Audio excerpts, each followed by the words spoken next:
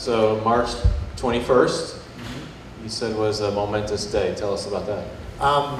Back up, February 1st was a momentous day before March 21st because we went to see the psychiatrist, a lady by the name of Pam Forbes in Roswell, who had helped our family out with some other things a few years ago.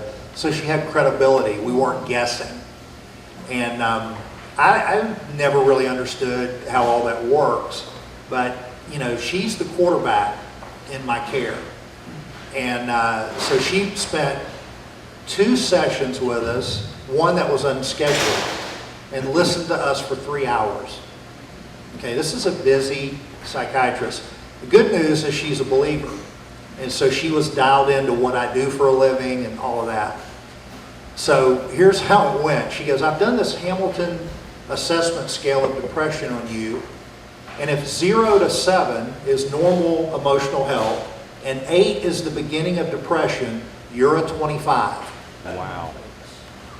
I said the same thing. Wow. And Christi looks at her and goes, how high does the scale go? How is this going to get? And she said 30. Wow. Oh my So she God. said, you're significantly depressed. Good news is very treatable, and I have some ideas about how we can do that.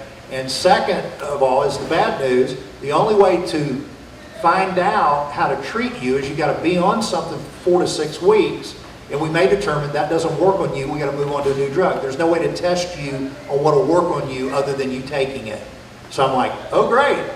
So we started doing that. So everything was the same, Groundhog Day every day. March 21st, as Brent said, was the day. Got up. You want to say? Go ahead. Okay. Got up and it was the same deal, you know. 1 o'clock that afternoon, I'm sitting on the couch, I'm drinking a bottle of water. And keep in mind, I haven't heard anything from God in 4.5 months. I mean, nothing. And it's not like I hadn't tried. I got out multiple translations of the Bible and tried to read it and was as confused as I was before I knew Jesus. And so I'm looking at the TV and I'm drinking this bottle of water. I'm lamenting about what if this med doesn't work and I have to get on another one. She's going to have to ramp me down off of this one to put me on the other one. How many weeks does that take? And I'm going everywhere in my mind, you know. And I hear this voice.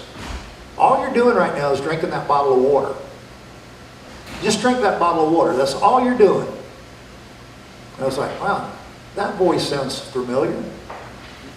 And I still didn't get it. And so I drank the water and I was fine. And I was kind of at peace. And then I heard, why don't you go upstairs and pay the American Express bill online? That's strange because I don't have thoughts about going up to my desk. That's the place of confusion. So I go up, I pay the bill, I balance the checkbook, I do like 3 or 4 other things. I look at the clock and 45 minutes have gone by and I've done like 6 or 7 things and I haven't been confused. I did them in confidence. And I went, wow. And then I hear this. Why don't you go ahead and get the taxes prepared for the CPA? I don't want to do that when I'm in my right mind. At 10 o'clock that night, I was done. I worked 9 hours. And the cool thing about it was I felt like I had heard from God. Yeah. And it was, are the meds kicking in? And I get my calendar out and I look, it's day 40 of being on the med. I don't know, I hear 40 days is biblical. So the next day was great, Wednesday was great, Thursday I go to the counselor and, oh, that was another thing Pam said. She said, you're going to take these meds, but you're going to go see a counselor that I tell you to go to once a week. And if you don't do that, I'm not going to give you the med. Because you've got some things to work through. So I sit down with her and I said, I'm back. I'm back. You know, let me tell you what happened. And, you know, what do I do with this? And she goes, all right, just calm down.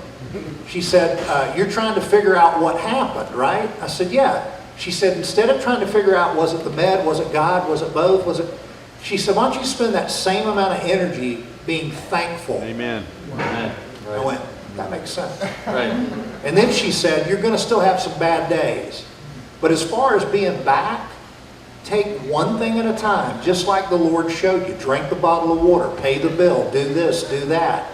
Give us this day our daily bread. Remember that? I went, yes, ma'am.